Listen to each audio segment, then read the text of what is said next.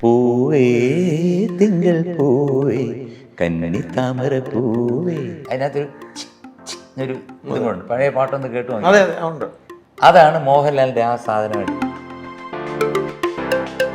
റെസിഡൻസിക്കകത്ത് കയറിയിട്ട് കപ്പ മൂട്ടി, ചെറിയ കപ്പ, ഇളം കപ്പ, അത് നല്ല മാങ്ങ, പച്ചമാങ്ങയും പറിച്ചിട്ട് മുളകും വെളിച്ചെണ്ണ ഉപ്പും ഒക്കെ ഇട്ടുണ്ട് കഴിച്ചാൽ എങ്ങനെ ഇരിക്കും? കൊതി വരുന്നുണ്ടോ? അത് തന്ന് എന്നെ അവിടെ കിടത്തി കഴിയുമ്പോൾ വേറൊരാൾ അയ്യോ എന്ന് വിളിച്ചുകൊണ്ട് വരും, പ്രിയൻ അടുത്ത പറ്റില്. നമ്മൾ മോഷ്ടിക്കുകയാണെങ്കിലും അന്തസ്സായിട്ട് മോഷ്ടിക്കാം. അപ്പം അന്ന് തൊട്ട് ഞങ്ങളുടെ ആഗ്രഹം എന്ന് പറഞ്ഞാൽ സിനിമ. അദ്ദേഹം വെറുതെ ചുമ്മാ എന്നൊരു ഇത് കഴിഞ്ഞ പ്രപഞ്ചം അങ്ങ് മാറുകയാണ്. ഇത് അനുകരിച്ചിട്ട് ഒരാൾ മറ്റേ മൈക്കിൽ എന്ന് പാടിയ സത്യം പറഞ്ഞാൽ ചിരിയായിരുന്നു എനിക്കൊക്കെ. അതുകൊണ്ട് എനിക്ക് രാഷ്ട്രീയമില്ല, മതമില്ല. പക്ഷെ ഞാൻ ജനിച്ചു വീണത് ഒരു ഹിന്ദു കുടുംബത്തിലായതുകൊണ്ട് ഞാൻ അതിനെ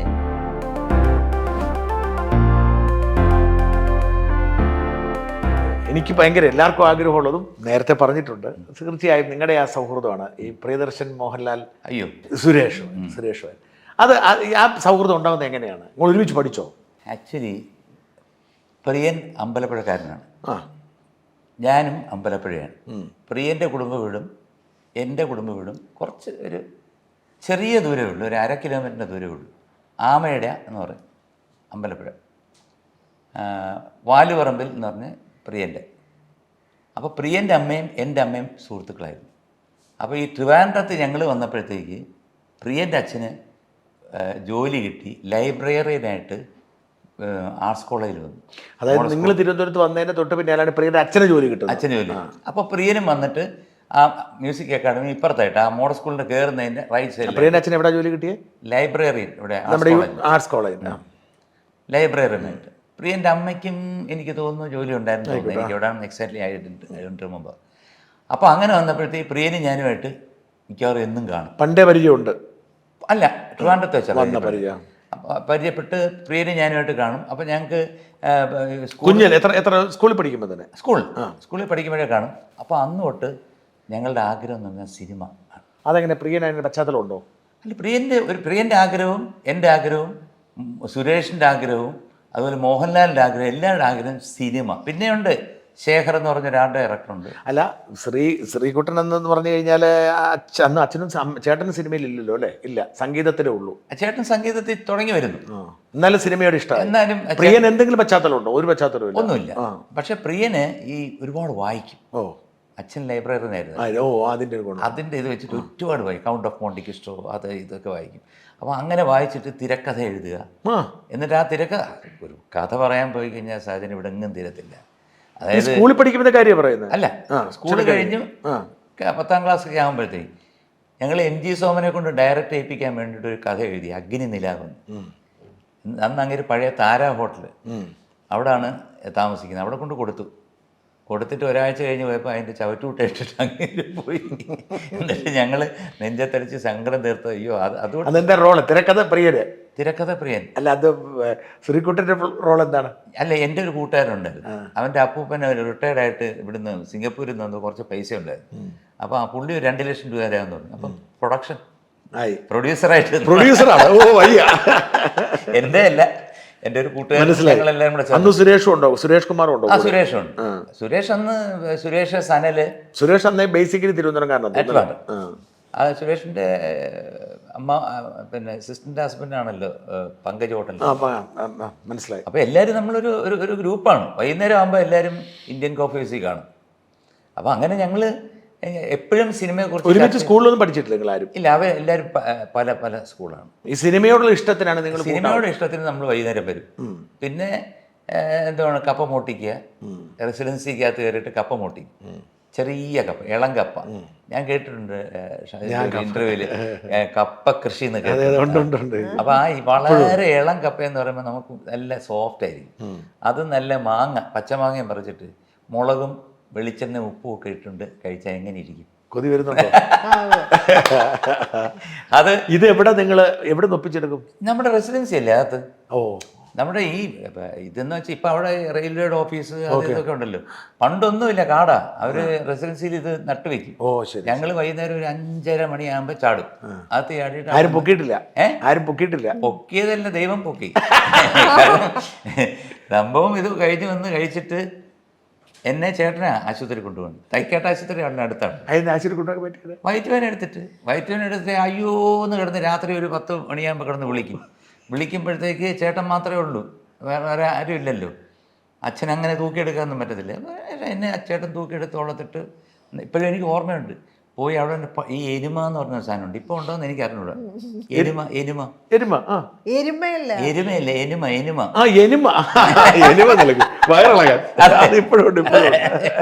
അത് തന്ന് എന്നെ അവിടെ കിടത്തി കഴിയുമ്പോൾ വേറൊരാൾ അയ്യോ എന്ന് വിളിച്ചോണ്ട് വരും, പ്രിയൻ അടുത്ത പെറ്റില്. അങ്ങനെ അതിനെ കപ്പയുടെ കട്ട് വന്ന് കാണും. കപ്പ കറക്റ്റ് ആവാത്ത പച്ചക്കപ്പയായിട്ടല്ലേ? പച്ചക്കപ്പ കട്ടുണ്ടാവും. അത് ഒരു ലിമിറ്റ് വേണ്ടേ. അത് ഒരു ആവേശത്തിന്റെ വെള്ളം കഴിക്കുന്നത്. അപ്പൊ അങ്ങനെയൊക്കെ ഉള്ള പിന്നെ ഏതാ മറ്റേ സ്റ്റാച്യൂരെ കോഫി ഹൗസിലല്ലേ, സ്പെൻസറിന്റെ ചെന്ന് അവിടെ നിന്ന് സിനിമയെ കുറിച്ച് സംസാരിക്കുക. പിന്നെ അങ്ങനെയാണ് സുരേഷിന് ഒരു ഭൂതോദയം തോന്നി. അങ്ങനെ ഈ തിരുവേങ്കട പിന്നെ കൊല്ലത്ത് അങ്ങേരെ പോയി കണ്ടു. അതിനുശേഷം മദ്രാസിൽ പോകുന്നു. മദ്രാസിൽ പോയിട്ട് സുരേഷാണ് അതിന്റെ ബുദ്ധി കേന്ദ്രം, എങ്ങനെ പ്രായോഗികമായിട്ട് നടപ്പിലാക്കണമെന്ന്. അങ്ങനെ അവിടുന്ന് ഒരു സിനിമ എടുക്കാമെന്ന് പറഞ്ഞ് തിരുവേങ്കടം മുതലാളിരുന്ന് കുറേ പൈസയൊക്കെ വാങ്ങിച്ച് കൂലി എന്ന് പറഞ്ഞിട്ട് ഒരു സിനിമ എടുക്കുക. അതിന് മുമ്പാണ് പ്രിയൻ തന്നെ കഥയും തിരക്കഥ എഴുതി. അല്ല, കൂലി പ്രിയൻ്റെ അല്ല, പ്രിയൻ്റെ പൂച്ചയ്ക്കൊരു മൂക്കുതിയാണ്. കൂലി എന്ന് പറയുന്നത് നമ്മുടെ ഇദ്ദേഹമാണ്, നമ്മുടെ രാജീവ് നാഥിൻ്റെ അനിയൻ അശോകൻ്റെയാണ് കൂലി. അശോകൻ്റെ ആദ്യത്തെ ഫിലിമാണ് കൂലി. അപ്പോൾ അതിനകത്ത് ശങ്കറും മേനകയായിരുന്നു നായികനും നായികയും. അങ്ങനെയാണ് സുരേഷ് പരിചയപ്പെടുന്നത്. അങ്ങനെ ആയിരിക്കാം. സുരേഷ് കൂടെ ഉണ്ടായി. അപ്പോൾ അങ്ങനെ രവീന്ദ്രൻ മാഷ് ചെയ്തു വെച്ച ഒരു 3-4 പാട്ടുണ്ടായിരുന്നു. അതേ ഒരു തമിഴ് പടത്തിന് വേണ്ടി ചെയ്തിട്ട് നടക്കാതെ പോയ ട്രാക്കുകളുണ്ടായിരുന്നു. ആ ട്രാക്ക് ചിത്രാഞ്ജലി കൊണ്ടുവന്നിട്ട് അന്ന് എന്നെ വിളിച്ച് പറഞ്ഞ് പോകാമെന്ന് പറഞ്ഞു. അപ്പം ഞാൻ ലിബിയയിൽ പോയി ഇതിനിടയിൽ. അത് പിന്നെ സ്റ്റേറ്റ് ഗവൺമെൻറ്റിൻ്റെ ഇതിന് ഞാൻ കേരള സ്റ്റേറ്റ് കൺസ്ട്രക്ഷൻ കോർപ്പറേഷനിൽ ജോലി കിട്ടി. ഈ എസ് പി ടി കിട്ടുന്നതിന് മുമ്പ് കേരള സ്റ്റേറ്റ് കൺസ്ട്രക്ഷൻ കോർപ്പറേഷൻ. ഞാൻ അവിടെ വെറുതെ എൻ്റെ ഒരു കൂട്ടുകാരനെ സഹായിക്കാൻ പോയത്. അപ്പോൾ എൻ്റെ കൈയക്ഷരം നല്ലതായതുകൊണ്ട് അവിടുത്തെ ജനറൽ മാനേജർ എന്നെ സ്റ്റൈഫൻഡിനെ അപ്പോയിൻറ്റ് ചെയ്തു. പിന്നെ അവിടുന്ന് നേരെ എനിക്ക് ഡെപ്യൂട്ടേഷനായിട്ട് ലിബിയയിൽ വിട്ടു.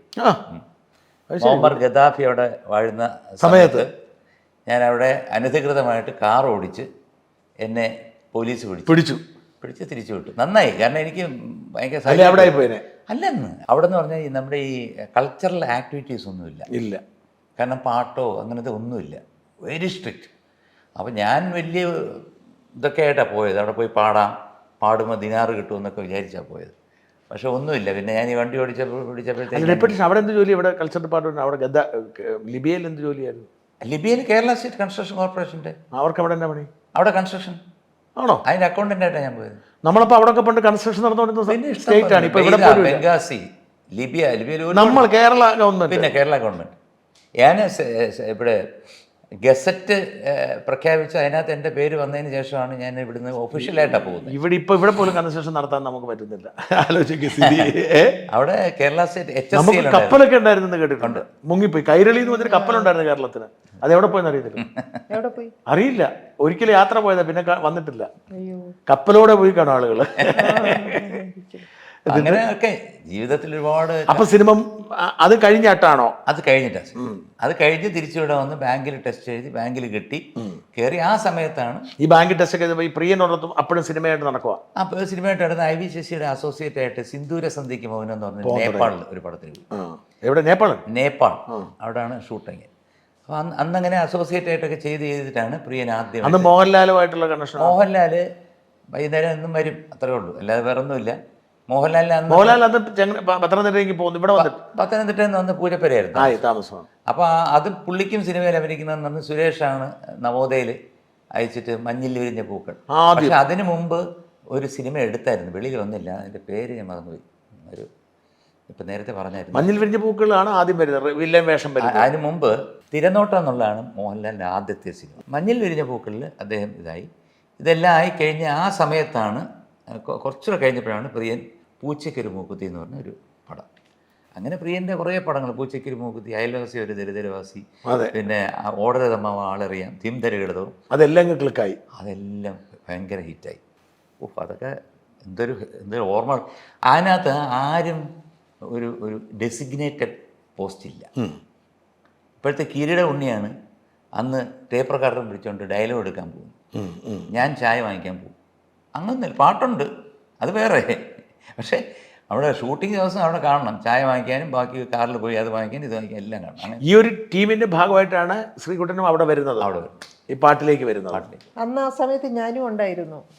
ഈ വില്ലന്മാരുടെ ഇടയിൽ അവരൊന്നും എന്നെ കണ്ടില്ല, ഇഷ്ടപ്പെട്ടു. അല്ല, മനസ്സിലായി. അതുകൊണ്ട് എനിക്ക് അമേരിക്കക്ക് പോയി നേരത്തെ കണ്ടിരുന്നെങ്കിൽ ആ യാത്ര ഒഴിവാക്കാൻ. എന്റെ വീടിനടുത്താണ് ഈ പൂച്ചയ്ക്ക് ഒരു മൂക്കുത്തിയൊക്കെ ഷൂട്ട് ചെയ്തത്.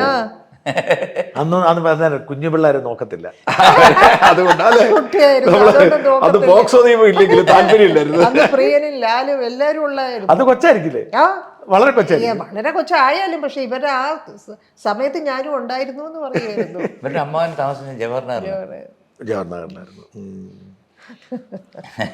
അത് കഴിഞ്ഞിട്ട് നിങ്ങളുടെ ഈ ഒരു സൗഹൃദം പിന്നെ ദീർഘകാലം തുടർന്നു. പിന്നെ അതങ്ങ് ഹിറ്റായി. അതായത് പിന്നെ ഞങ്ങൾ നിങ്ങളുടെ കൂട്ടുകെട്ട് ഹിറ്റായി. കൂട്ടുകെട്ടെന്ന് പറഞ്ഞു കഴിഞ്ഞാൽ ഞങ്ങൾ ഇവിടുന്ന് പോയിട്ട് പിന്നെ മദ്രാസിലാണ് പിന്നെ അങ്ങോട്ട് പോയത്.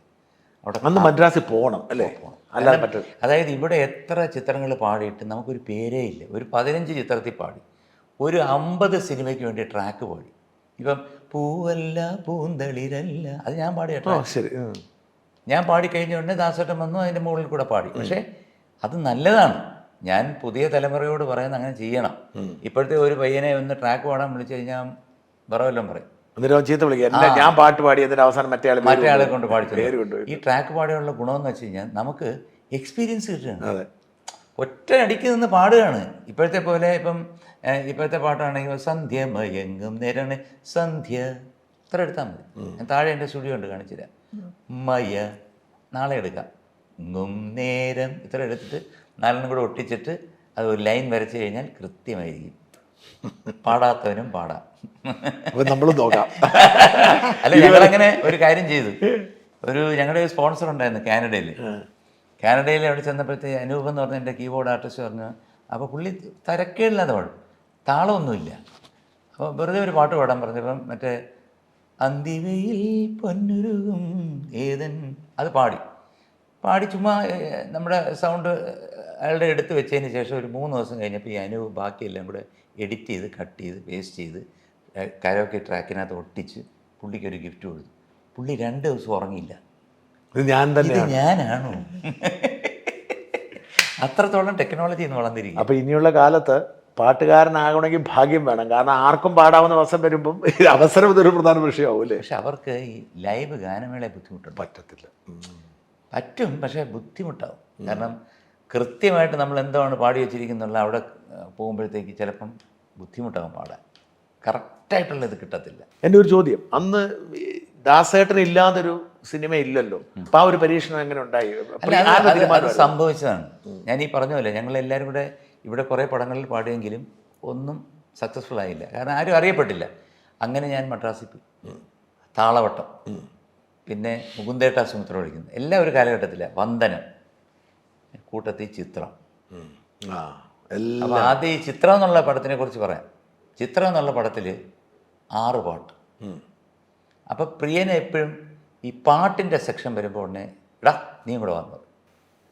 അതായത് പ്രിയൻ്റെ മനസ്സിൽ എന്തെങ്കിലും ഉണ്ടെങ്കിൽ അത് എനിക്ക് കൃത്യമായിട്ട് മനസ്സിലാക്കാൻ പറ്റുന്ന ഒരാളാണ് ഞാൻ. ഞങ്ങൾ അത്ര ബന്ധമുള്ളതുകൊണ്ടാണ്.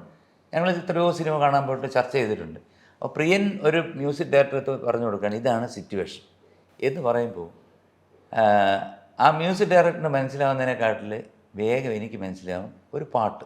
അതിന് ഒരു എക്സാമ്പിൾ പറഞ്ഞുതരാം. ഇപ്പം ചിത്രത്തിൽ പാംഗുരുവിൽ 504 കമ്പോസിങ് കിടക്കുകയാണ്. 504 ജയൻ 10 വർഷം താമസിച്ച റൂമാണ്. അതും കൂടെ പറഞ്ഞേക്കാം. 504 അതിനുശേഷം പ്രിയം 10 വർഷം താമസിച്ചു. ഒരു ഐശ്വര്യമുള്ള റൂമാണ്. അപ്പോൾ അങ്ങനെ അവിടെ കമ്പോസിങ് നടക്കുമ്പം ഷിബു ചക്രവർത്തിയുണ്ട്, ഞാനുണ്ട്, സുരേഷുണ്ട്, പിന്നെ അവിടെ ആരൊക്കെ ഉണ്ടെന്ന് എനിക്കറിഞ്ഞൂടെ. എല്ലാവരും കാണും ആ റൂമിൽ. മ്യൂസിക് ഡയറക്ടർ ഇരിക്കുന്നു. പ്രിയൻ ഒരു സിറ്റുവേഷൻ പറയും. അപ്പോൾ ഇദ്ദേഹം ഒരുപാട് ഇട്ട് പിടിച്ചിട്ട് അങ്ങോട്ട് ശരിയാവുന്നില്ല. അപ്പോൾ ഞാൻ പറഞ്ഞു ഇളയരാജയുടെ ഒരു നല്ലൊരു പാട്ടുണ്ട്, ഉഗ്രം പാട്ടാണ്, അത് വേണേ ഒന്ന് മറിച്ചിട്ട് നോക്ക്. സംഭവം മേഘം കറുക്കയിലേ അന്തിവാനങ്ങൾ പൂത്തിருக்கு താരത്ത് തത്തിരക്ക് ആരാരാര തീരാരിരീരാര അങ്ങനെയൊക്കെ ഒരു പാട്ട്. ഞാൻ പറഞ്ഞു ഇതങ്ങോട്ട് മറിച്ചിട്ടാ പോരെ. മേഘം കറുക്കയിലേ ദൂരക്കിഴക്കുതിക്കൻ മാണിക്കച്ചെമ്പഴുക്ക, ഇത് മതിയല്ലോ. ഉടനെ മറ്റേ പുള്ളി രണ്ടുപേരും എഴുതി, പ്രിയം പറഞ്ഞു സൂപ്പർ മതി. ബാക്കി മ്യൂസിക് ഡയറക്ടർ കമ്പോസ് ചെയ്തു. അതാ മനസ്സ് പിടിച്ചതുകൊണ്ട്. ആ അതുപോലെ തന്നെ പാടം പൂത്ത കാലം. ഞാൻ 2 എക്സാമ്പിൾ പറയുന്നത് മനസ്സിലാകാൻ വേണ്ടിയിട്ടാണ്. പൂവേ തിങ്കൾ പൂവേ കന്നി താമര പൂവേ, അതിനകത്തൊരു ഒരു ഇതും കൊണ്ട് പഴയ പാട്ടൊന്ന് കേട്ടു നോക്കി. അതെ ഉണ്ട്. അതാണ് മോഹൻലാലിൻ്റെ ആ സാധനമായിട്ട്. Okay okay. എന്നിട്ട് പാടം പൂത്ത കാലം ഓപ്പണിങ് മാത്രം. മനസ്സിലായി. നമ്മൾ മോഷ്ടിക്കുകയാണെങ്കിലും അന്തസ്സായിട്ട് മോഷ്ടിക്കാം. ഇപ്പം ഇവിടെ ഈ സിനിമയില് ആരും ഉദാത്തമായിട്ടൊന്നും കാണിച്ചിട്ടൊന്നുമില്ല. ഏത് സിനിമ എടുത്ത് നോക്കിക്കഴിഞ്ഞാൽ അതിൻ്റെ പിന്നിൽ ഒരു കൊറിയനോ അല്ലെന്നുണ്ടെങ്കിൽ ഒരു ഇംഗ്ലീഷോ ഉണ്ടാവും, ഏതെങ്കിലുമൊക്കെ ഉണ്ട്. അതിൽ നിന്ന് ഇംപ്രവൈസ് ചെയ്യുന്നതാണ് എല്ലാ ചിത്രങ്ങളും. തീർച്ചയായും. അല്ല, അത് നമുക്ക് ഇത്തരം സ്വാധീനങ്ങളെ മറികടക്കാൻ കഴിയില്ല. അത് നല്ലതായതുകൊണ്ടാണ്. പക്ഷെ അത് അതേപടി മോഷ്ടിക്കുന്നില്ല, അത് നമ്മളെ സ്വാധീനിക്കുന്നത്. പിന്നെ ഈ മോഷണം എന്നുള്ള വാർത്ത അതിന്റെ ഭാഗമായിട്ട് വരട്ടെ, അല്ലേ? മുമ്പേ പറഞ്ഞ മാതിരി അത് നല്ലതാണ്. അങ്ങനെ ചിത്രത്തിൽ എനിക്ക് സത്യം പറഞ്ഞു കഴിഞ്ഞാൽ 3 പാട്ടായിരുന്നു. 3 പാട്ടായിരുന്നു. ദാസേട്ടന് ബാക്കി പാട്ടായിരുന്നു. പക്ഷെ ദാസേട്ടന് എന്തോ അസൗകര്യം, അല്ലാതെ വേറെ വരാൻ പറ്റിയില്ല. അപ്പോഴത്തേക്ക് PKR പിള്ളച്ചേട്ടൻ പറഞ്ഞു ഇത് പടം നമുക്ക് ഇറക്കി. അപ്പോൾ അങ്ങേര് ഈ പൈസ അന്ന് എല്ലാം ഈ മാർവാഡീസിൻ്റെ നിന്ന് വാങ്ങിച്ചിട്ടാണ് ചെയ്തത്. അപ്പോൾ ഇൻട്രസ്റ്റ് ഭയങ്കര ഇൻട്രസ്റ്റാണ്, പലിശ. അപ്പോൾ ഇത് വേഗം ഇറക്കണം, ഇറക്കിയില്ലേ പറ്റത്തില്ലെന്ന് പറഞ്ഞിട്ട് പിന്നെ അങ്ങനെയാണ് ഞാൻ ആ സ്വാമിനാഥ പരിപാലിയും നഗുമോയും ബാക്കിയുള്ള കളഭം ചാർത്ത് അല്ലേ അങ്ങനെ കുറേ പാട്ടുകളൊക്കെ പാടി പടം ഇറങ്ങിയപ്പോഴാണ് ഈ മോഹൻലാലും ഞാനുമായിട്ടുള്ളൊരു കോമ്പിനേഷൻ അവിടെ നമ്മുടെ ജനങ്ങൾ തന്നെ പറഞ്ഞു കൊള്ളാമില്ല. കാരണം അതിൻ്റെ ഒരു എക്സാമ്പിൾ പറഞ്ഞുതരാം. കള്ളിപ്പൂങ്കുയിലെ കന്നിത്തേൻമൊഴിയിൽ കാതിൽ മെല്ലെ ചൊല്ലുമോ, ഈ പാട്ട് കേട്ടുണ്ട്, എല്ലാവർക്കും അറിയാം. ഇത് നിങ്ങൾ പിക്ചറിലൊന്ന് നോക്കിയുള്ളൂ. കള്ളി കള്ളി കള്ളി കള്ളി കള്ളി കള്ളി കള്ളി കള്ളി കള്ളിപ്പൂങ്കുയിലെ. ഇത് മോഹൻലാൽ ഈ കള്ളി എന്ന് പറയുന്നത് എൻ്റെ വോയിസ് കള്ളിപ്പൂങ്കുയിലെ എന്ന് പറഞ്ഞാൽ ഒരു വ്യത്യാസവും ഇല്ല, തുടർച്ചയാണ്. അതെൻ്റെ ഒരു മഹാഭാഗ്യമാണ്. ഇത്രയും വലിയൊരു കലാകാരന് വേണ്ടിയിട്ട് അദ്ദേഹത്തിൻ്റെ ശബ്ദ സാമ്യം ശകലം കിട്ടിയത് എൻ്റെ ഭാഗ്യമാണ്. പിന്നെ പാടാനും കൂടെ കഴിവ് വേണം. അല്ല, ഒരു പക്ഷേ ഈ ഒരു ബ്രേക്ക് ത്രൂവിന് ഏറ്റവും പ്രധാനപ്പെട്ട കാരണമായത് അതാവാം, അല്ലേ?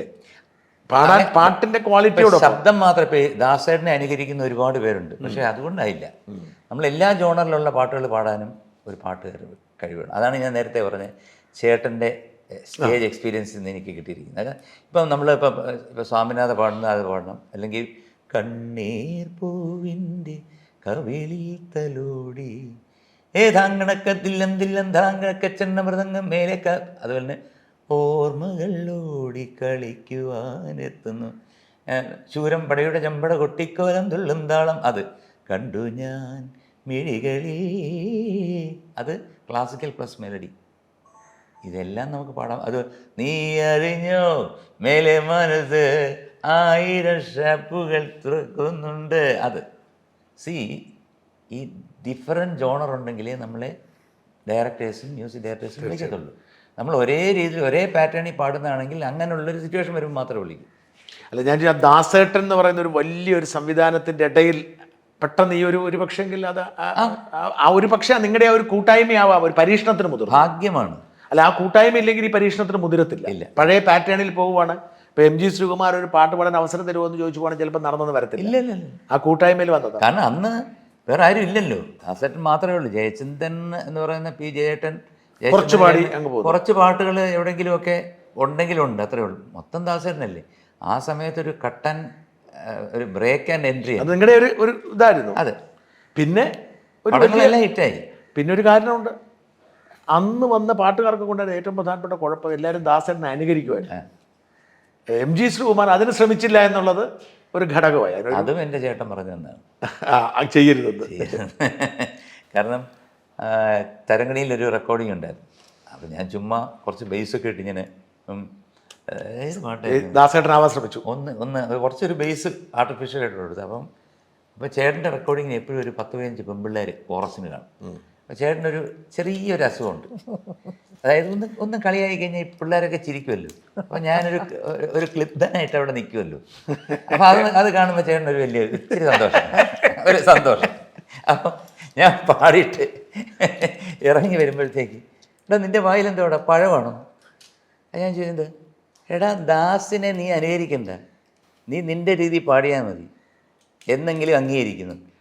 പുള്ളി പറഞ്ഞ സത്യമാണെങ്കിലും പിള്ളേരുടെ മുമ്പിൽ ഞാൻ അതെ അപ്പോൾ അത് പക്ഷേ ആ ഒരു വലിയ ഗുണം ചെയ്തു അത്. പിന്നെ തീർച്ചയായിട്ടും പല പാട്ടുകാരും പിന്നീട് വന്നിട്ടും രണ്ടാം യേശുദാസ് എന്നൊക്കെ പേര് പറഞ്ഞ് അവരുടെ ഭാവി അങ്ങ് പോവുകയാണ് ചെയ്തത്. ഇല്ല, ദാസേട്ടനെ ഉള്ളു. ഇപ്പം ഞാൻ പോയിരുന്നു, ഞങ്ങൾ രണ്ടുപേരും അമേരിക്കയിൽ പോയിട്ട് ഒർലാൻഡോ പോയപ്പോൾ അവിടെ ഉണ്ടായിരുന്നു. ഒരു 3-4 മണിക്കൂർ ഇതുപോലെ ഇരുന്ന് എല്ലാ പാട്ടിനെക്കുറിച്ച് സംസാരിച്ചു. എന്നിട്ട് അദ്ദേഹം ഒരു കീർത്തനം, പുതിയ കീർത്തനമൊക്കെ ഇപ്പോഴും നോക്കുന്നുണ്ട്. അതിനെക്കുറിച്ച് പാടിയപ്പോൾ ഞാൻ വിചാരിച്ചു, ഈ മനുഷ്യൻ ഇവിടെ ഓരോരുത്തരും ഇദ്ദേഹത്തിനെ അനുകരിക്കാൻ ശ്രമിക്കുന്നു, എന്നിട്ട് ആൾക്കാർ ഭയങ്കരമായിട്ട് യേശുദാസ് ഭയങ്കര ഇതാണ്. അങ്ങയുടെ മാലയെ കെട്ടി അടിക്കാൻ പറ്റുമോ? അദ്ദേഹം വെറുതെ ചുമ്മാ എന്നൊരു ഇത് കഴിഞ്ഞ് പ്രപഞ്ചം അങ്ങ് മാറുകയാണ്, പ്രപഞ്ചം കോരിത്തരിക്കുകയാണ്. ഇത് അനുകരിച്ചിട്ട് ഒരാൾ മറ്റേ മൈക്കിൽ എന്ന് പാടിയ സത്യം പറഞ്ഞാൽ ചിരിയാണ് വരുന്നത്. എനിക്കൊക്കെ, ബാക്കിയുള്ള ആൾക്കാർക്ക് നല്ലതായിരിക്കാം, പക്ഷേ എൻ്റെ അഭിപ്രായം തുറന്നു പറയാനെന്ന് പറഞ്ഞോണ്ട് കേട്ടോ ഞാൻ. അല്ലല്ല, അന്ന് ഈ യേശുദാസിന്റെ മാസ്മരിക ലോകത്തേക്ക് പ്രവേശിച്ചപ്പോഴത്തെ എന്തെങ്കിലും പ്രശ്നങ്ങളോ ഒന്നുമില്ല. ഇതിപ്പോൾ നേരത്തെ എൻ്റെ ചേട്ടൻ്റെ കാര്യം പറഞ്ഞ പോലെ തന്നെ യേശുദാസ് ഒരു തടസ്സമായിരുന്നു? അല്ല, ഒരു തടസ്സവും ഇല്ലായിരുന്നു. അദ്ദേഹം എനിക്ക് പാട്ട് തരരുതെന്നോ അല്ലേ അങ്ങനെ ഒന്നും പറഞ്ഞിട്ട് ഈ ഫീൽഡിൽ അങ്ങനെ നടക്കില്ല, ഒരിക്കലും നടക്കത്തില്ല. കാരണം ഇപ്പോൾ ഷാജൻ ഒരു സിനിമ എടുക്കുകയാണ്, നിങ്ങളുടെ മനസ്സിൽ ആ ഒരു ക്യാരക്ടറിന് പാടേണ്ട ഒരാൾ കാണത്തില്ലേ? തീർച്ചയായും. അപ്പം ഞാൻ വേറൊരു ഗായകൻ വന്ന് പറയാം ആ പാട്ട് എനിക്ക് തരണം കേട്ടോ എന്ന് പറഞ്ഞാൽ എന്തു പറയും? നമുക്ക് അടുത്ത പടത്തിൽ നോക്കാമെന്ന് പറയും. അങ്ങനെ നടക്കത്തില്ല. അപ്പോൾ അതൊരു വെറുതെ ഈ പറഞ്ഞ കഥകളുടെ കൂടെ വെറുതെ ദാസേട്ടൻ ആരെയും ഒരു കാര്യം വെക്കാൻ പാടില്ല. അദ്ദേഹം എന്തിനു വെക്കണം? With a golden voice. അദ്ദേഹത്തിന് ആരെ പേടിക്കണം? ഒരു കാര്യം കൂടെ ഈ കൂട്ടത്തിൽ പറഞ്ഞോട്ടെ, ഇനി യേശുദാസിനെ കാണുമ്പോഴേ ഇനിയെങ്കിലും നാട്ടിൽ വന്ന് താമസം. ഞാൻ 100 പ്രാവശ്യം പറഞ്ഞു, 100 അല്ല 150. ചോദിച്ചു നോക്കി പറയും. പ്രഭചേച്ചിക്ക് വരണമെന്ന് ആഗ്രഹമുണ്ട്. ഇനിയെങ്കിലും ഇവർ മിക്കവാറും സംസാരിക്കാറുണ്ട്. വരാൻ പറ. കാരണം അതുപോലെ കേരളത്തിലെ ജനതയ്ക്ക് അദ്ദേഹത്തെ ഇഷ്ടം. അദ്ദേഹത്തിനോട് അഭിപ്രായ വ്യത്യാസമുള്ളവരുണ്ടെങ്കിൽ പോലും അവർക്ക് പോലും അദ്ദേഹത്തിന്റെ ശബ്ദവും പാട്ടും ഇഷ്ടമാണ്. അല്ല, ഒന്ന് കണ്ടാൽ മതി. അതെ, ഒന്ന് കണ്ടാൽ മതി. വരാം, ഇത്രയും പ്രായമായി, ഇനി ഇവിടെ വന്ന് നിൽക്കാൻ പറ അദ്ദേഹത്തിന്. എന്തിനാണ് ഈ ഇത്രയും? He's very healthy. ഞാൻ ഇവിടെ ഓരോരുത്തരും ഓരോന്ന് പറഞ്ഞു, ഈസ് വെരി ഹെൽത്തി. പ്രഭചേച്ചി കുറച്ച് എന്താന്ന് പറഞ്ഞാൽ ഒരു വീട്ടിനകത്ത് വെറുതെ ഇരിക്കുകയല്ലേ. അതെ, എന്തിന്? സി ഇവിടെ ചുമ്മാ ഒന്ന് വെളിയിലേക്ക് ഇറങ്ങിയാൽ കിട്ടത്തില്ല ഒരു ആരാധനയും ആയിക്കോട്ടെ, ആയിക്കോട്ടെ, ഇതുവരെയുള്ളത് ഓക്കെ, എതിരുണ്ടാ.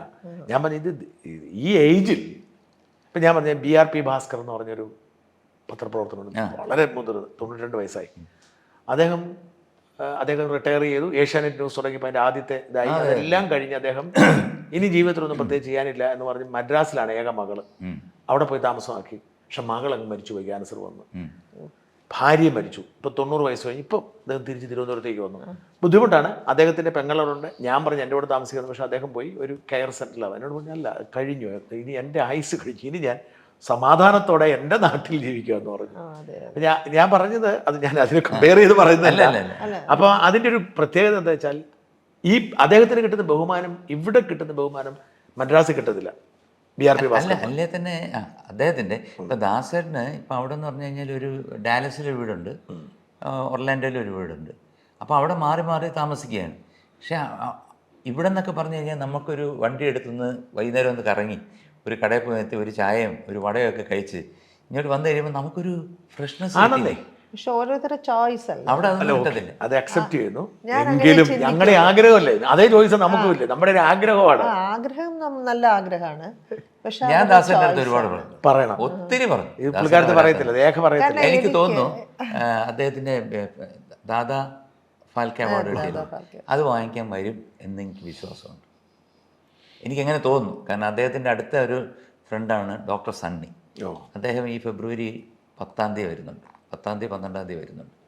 പിന്നെ ഈ ചിത്രം ആ സമയമാണ് ബ്രേക്ക് ത്രൂ ആവുന്നതും പിന്നെ എസ്റ്റാബ്ലിഷ് ആവുന്നത്, ആ ഒരു തുടർച്ചയാണ്. പിന്നെ നമുക്ക് പിന്നെ ടേക്ക് ഓഫ് ആയിരുന്നു. പിന്നെ അത് മാത്രമല്ല, അന്ന് ട്രിവാൻഡ്രം ബെൽറ്റ്, എറണാകുളം ബെൽറ്റ് എന്ന് പറഞ്ഞൊരു ഇപ്പോഴും ഉണ്ടെന്ന് ചെറുതായിട്ട്, അത് ഉണ്ടോ ഇല്ലയോ എന്തോ, ഞാൻ പിന്നെ അത് ഈ അങ്ങനത്തെ കാര്യത്തിലൊന്നും ഞാൻ ചിന്തിക്കത്തില്ല. പക്ഷേ എനിക്കൊരു ഭാഗ്യം കിട്ടിയത്, ഇവിടെ ഒരു വലിയ പ്രശസ്ത ഗായകൻ പാടിക്കൊണ്ടിരുന്ന ഒരു കമ്പനിയുണ്ട്, രഞ്ജിനി കാസറ്റ്സ്. ഉസ്മാൻ മരിച്ചുപോയി. അപ്പോൾ ആ ഉസ്മാൻ്റെ കീഴിലാണ് ജോഷിയേട്ടന്, ഡെന്നിസ് ജോസഫ്, തമ്പി കണ്ണന്താനം, സിബി മലയിൽ, ഇവരെല്ലാം എറണാകുളത്ത് ബേസ്ഡ് ആയിട്ടുള്ള ആൾക്കാരായിരുന്നു.